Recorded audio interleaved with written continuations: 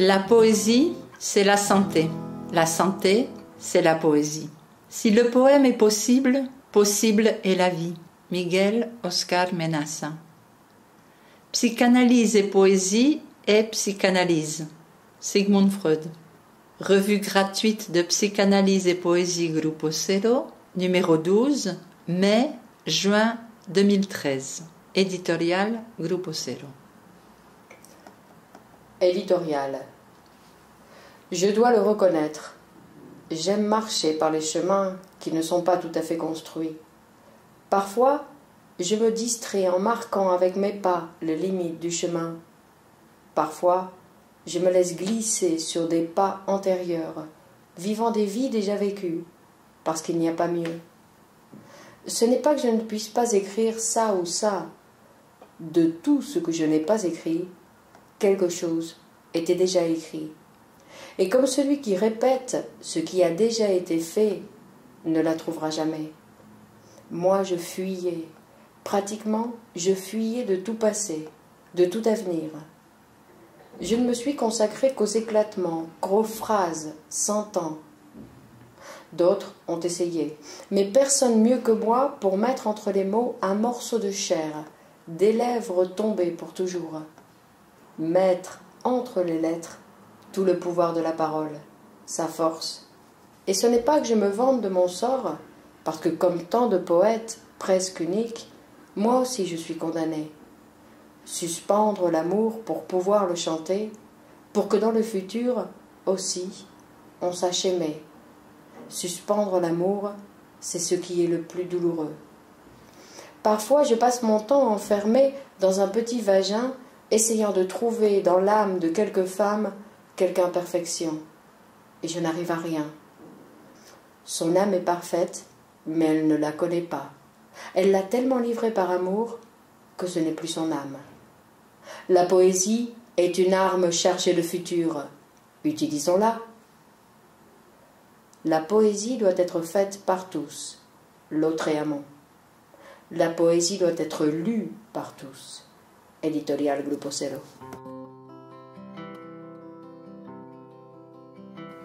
Pour que quelque chose naisse, quelque chose doit cesser de vivre, ou la nouvelle loi d'immigration.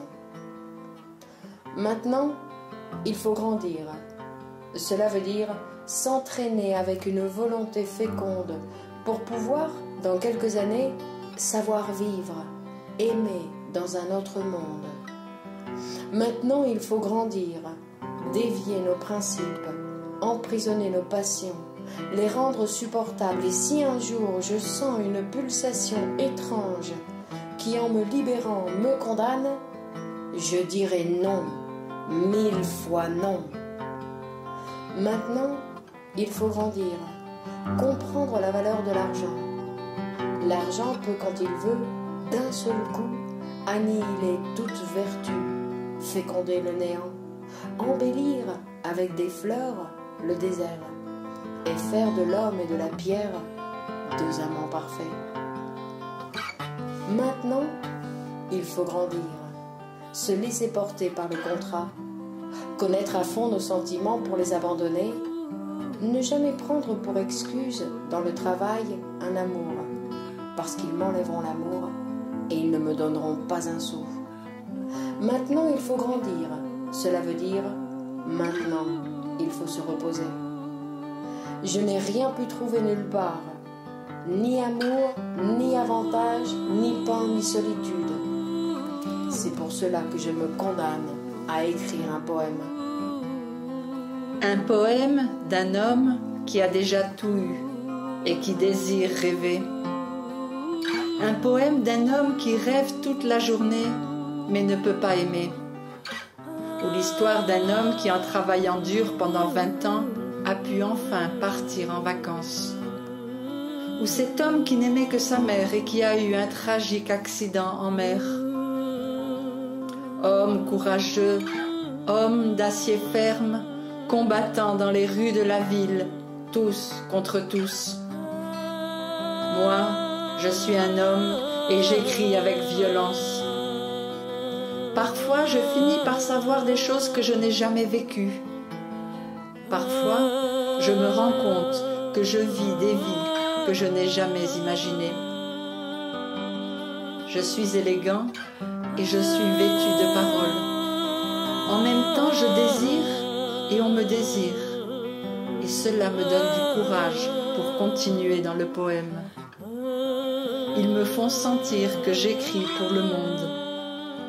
Je dis violet, je mets violet ici, et l'horizon se teint de violence.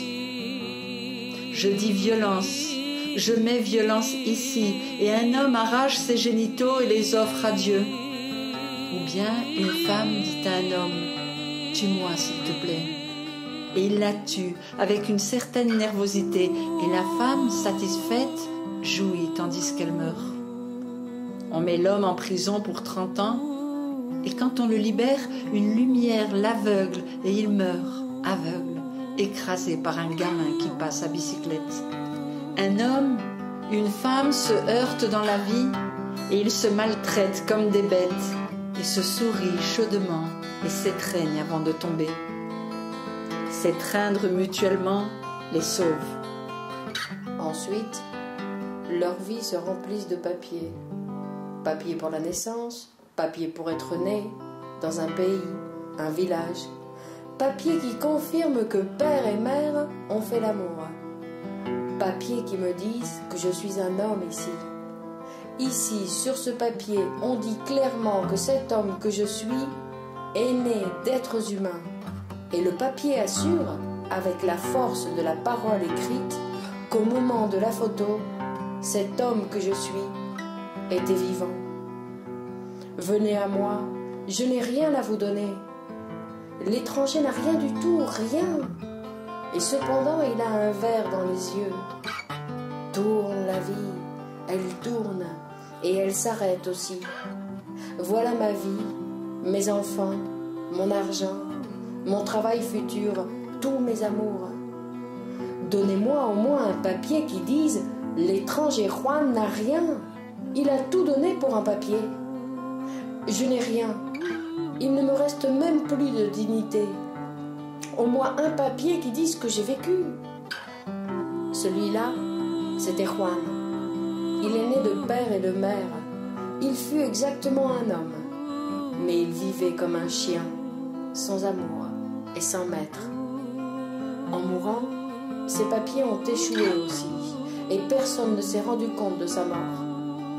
Il n'était pas là, il ne venait pas, on l'aurait engagé, mais personne ne pouvait penser qu'il était mort. Des papiers, donnez-moi des papiers, je suis la femme de la vallée où la radiation mangeait voracement les oiseaux. Je porte sur mon corps des marques de l'explosion. Les chars sauvages de la guerre à l'aube ont traversé notre corps. Ils nous ont même enlevé l'âme. Nous avons été brûlés vives et cependant, dans mon corps, brille encore la caresse de l'aimer quand il est parti.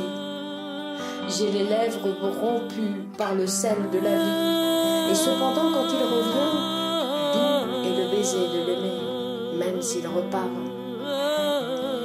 Des Christ et des dieux, quand ils passaient par mon village, ne pouvaient se consoler en voyant ce qui se passait.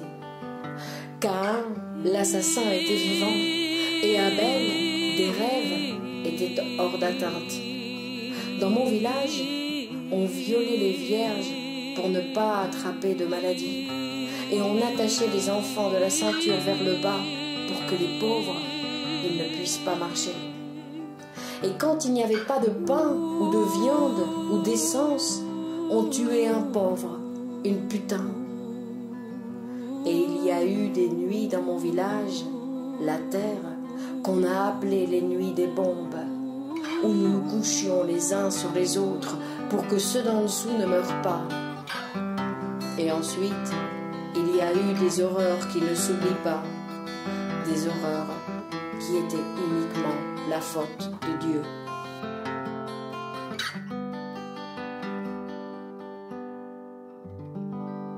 Poème bilingue. En attendant un miracle. Je suis, en vérité, en train d'attendre un miracle. Et je ne sais pas s'il se passera quelque chose. Une vie presque sans mystère, ma vie est la vie d'un travailleur. J'attends midi et midi arrive, et je mange mon repas cuit presque sans amour. Légumes fatigués et viande peut-être empoisonnée. Ensuite, je me lave les dents suivant les conseils d'une amante mûre et sans dire un mot, parce que l'amour se brise dans le miroir fêlé. Je paye en euros mon petit repas et je retourne, en partie soumis, travailler. En chemin, je rencontre soudain un bonheur et je le rejette. La liberté m'appelle à tue-tête, la pauvre, hallucinée, et moi je ne l'entends pas.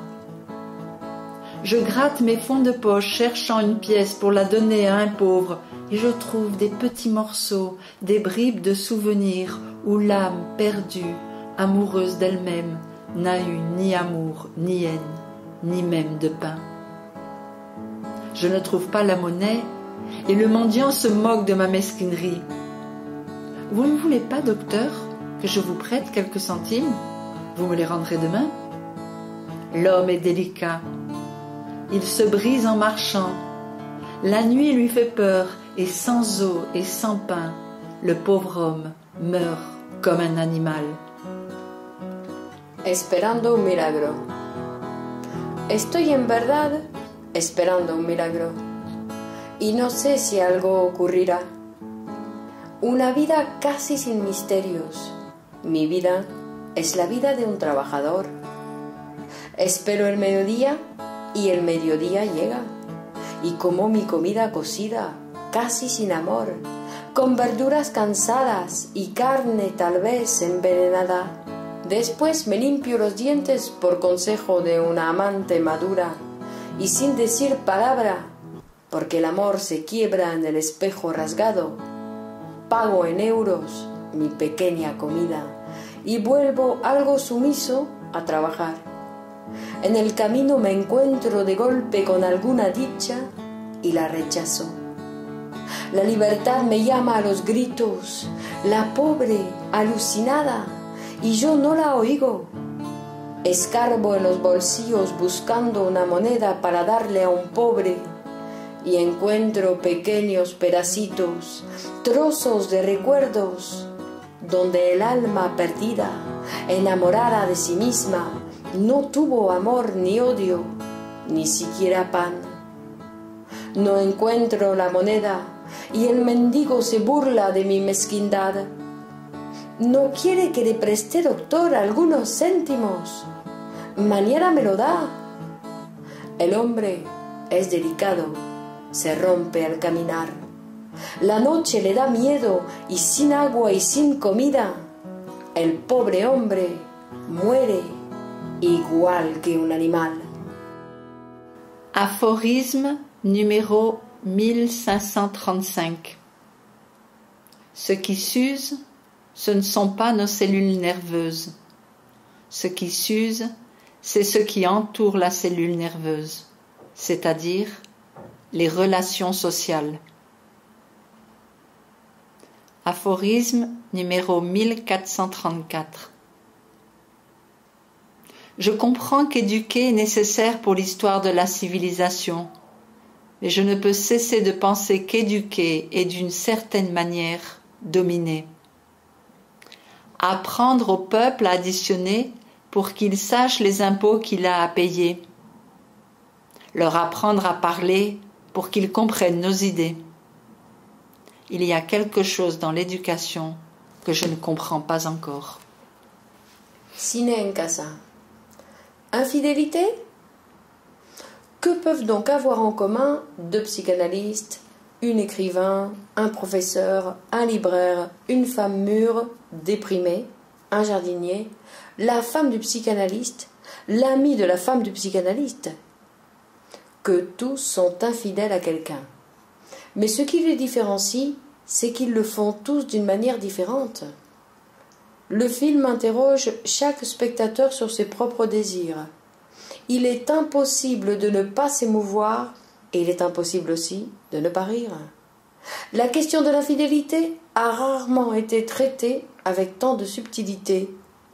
La question de l'infidélité a rarement été traitée avec tant de subtilité et avec un humour si fin. Infidélité, un film de Miguel Oscar Menaza.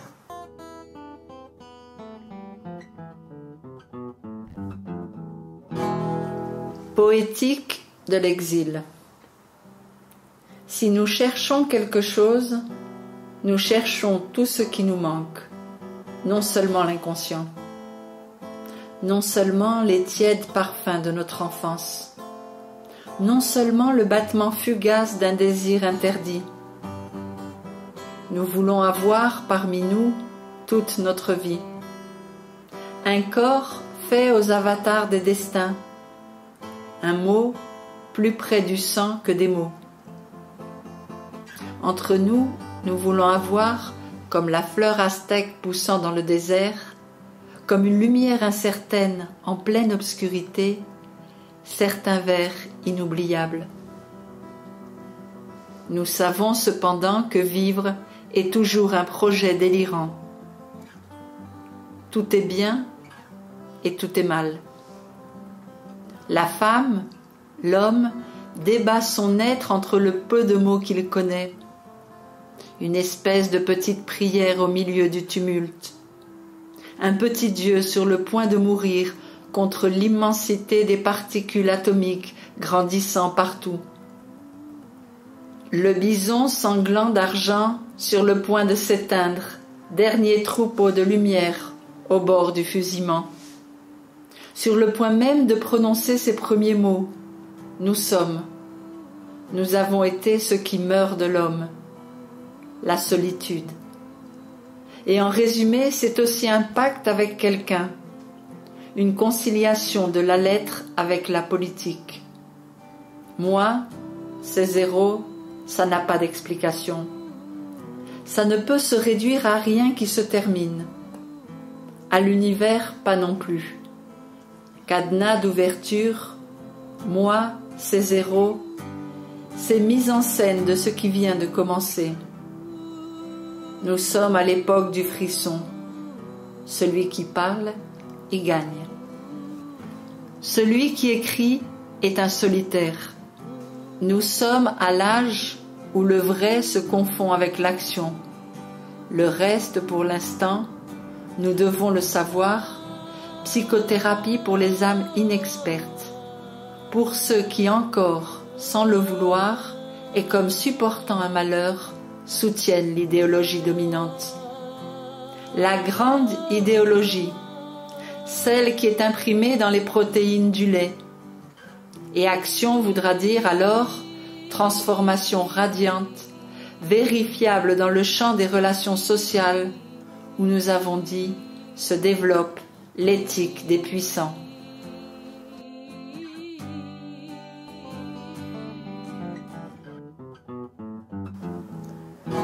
Freud nous dit: nous avons pu espérer que la grande communauté d'intérêts créée par les facilités de communication, par les relations de plus en plus suivies et fréquentes, et par l'échange continu de produits, marquerait le commencement d'une pareille pression moralisatrice.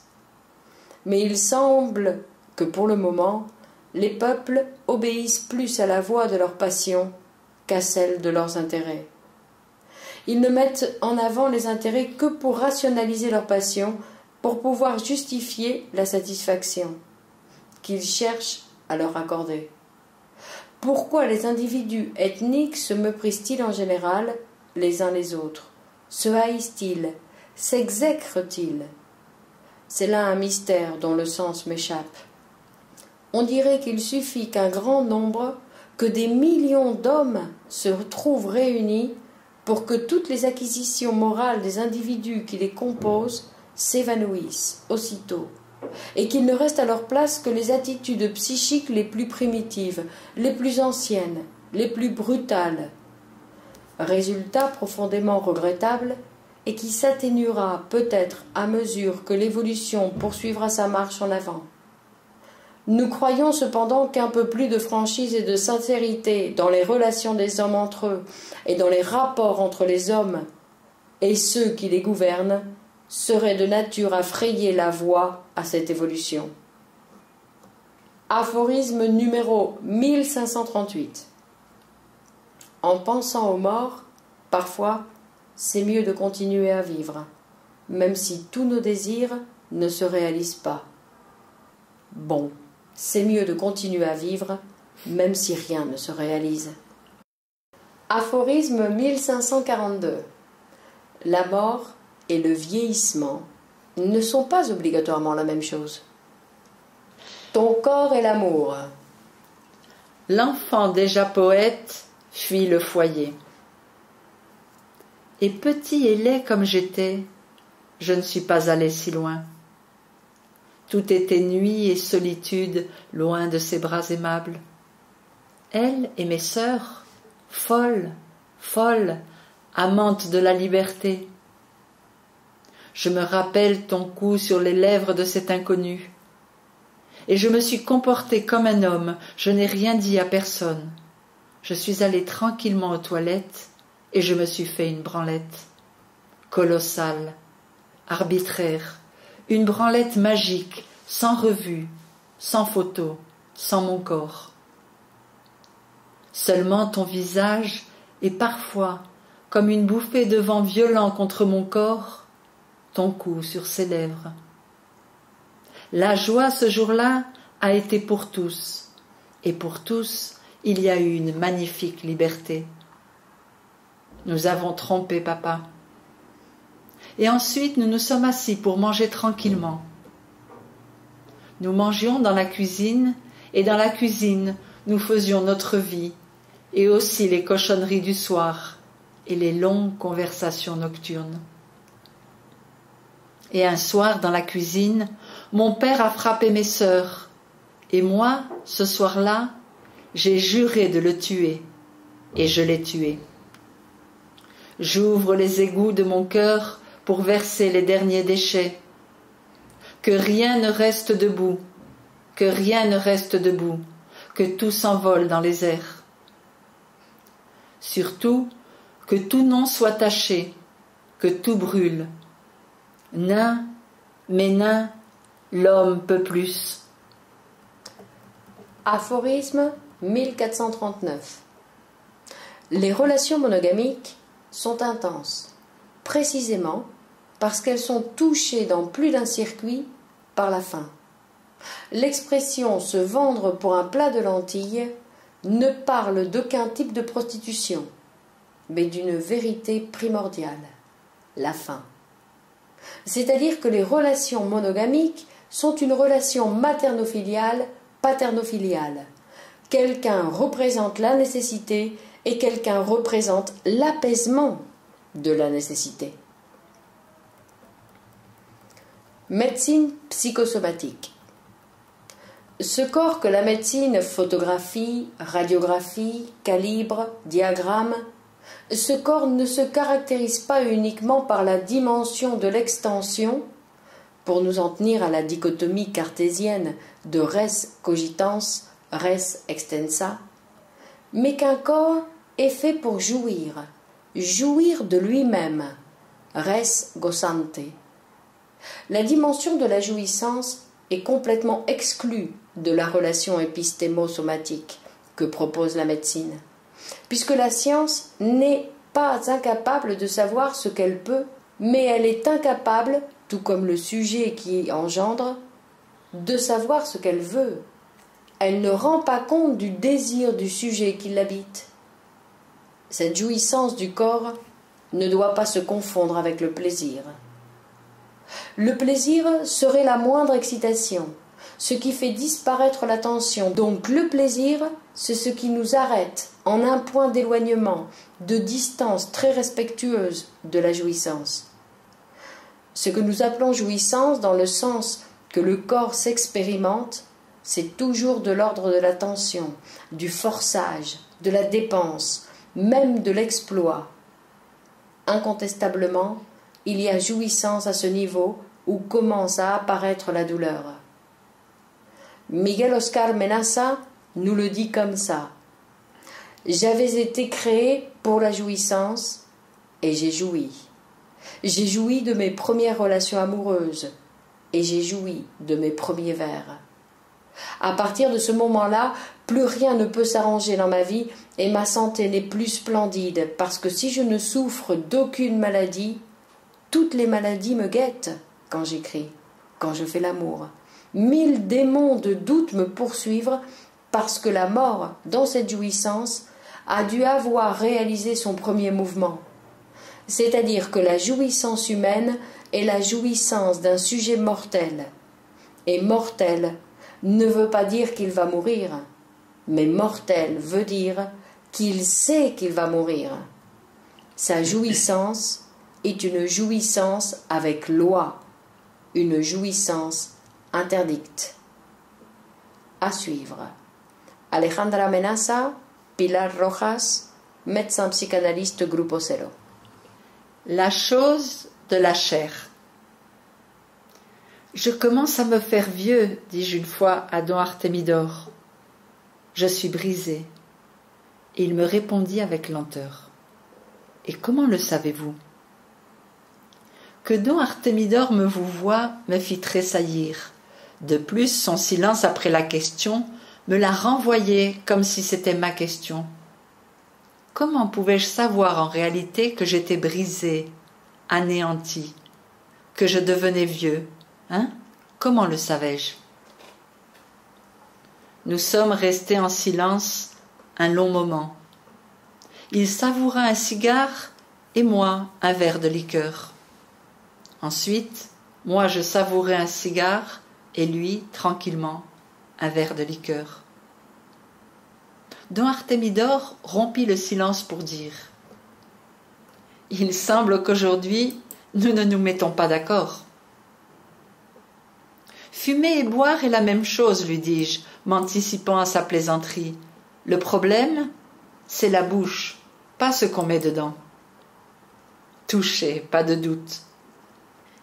Il laissa le verre de liqueur à moitié plein et avec un geste des mains, il repoussa le paquet de tabac. Il fit comme s'il allait se lever, mais il s'accommoda seulement et me dit « Toute différence mise à part, vous, comme poète, vous pensez la même chose que Marlème, ma petite, triste et pouilleuse Marlème. Quand elle suçait mon corps, elle ne se préoccupait pas de vérifier ce qu'elle suçait, parce qu'elle pensait que le feu était dans sa bouche. Et moi, vous avez vu comment sont ces choses, modalisa don Artémidore, au début, je n'étais convaincu de rien, mais maintenant, vous m'avez là devant vous. Toute ma jeunesse dépend de ce cratère désespéré et vorace. J'ai aspiré une longue bouffée et je me suis rappelé cet après-midi de lumière où l'Allemande Camilla Fuentes, comtesse de la Grappe, m'a dit qu'elle m'aimait. Et le jour suivant, quand je revenais pour ses amours, elle, le plus tranquillement du monde, m'a dit « La bouche est cruelle. Quand elle mord, elle déchire. Quand elle parle, elle blesse. Et quand elle suce, elle soumet. » Puis, me regardant d'une manière attendrissante, « Vous êtes un poète, il vous convient de vous libérer. Et moi, je vous aime. Adieu. »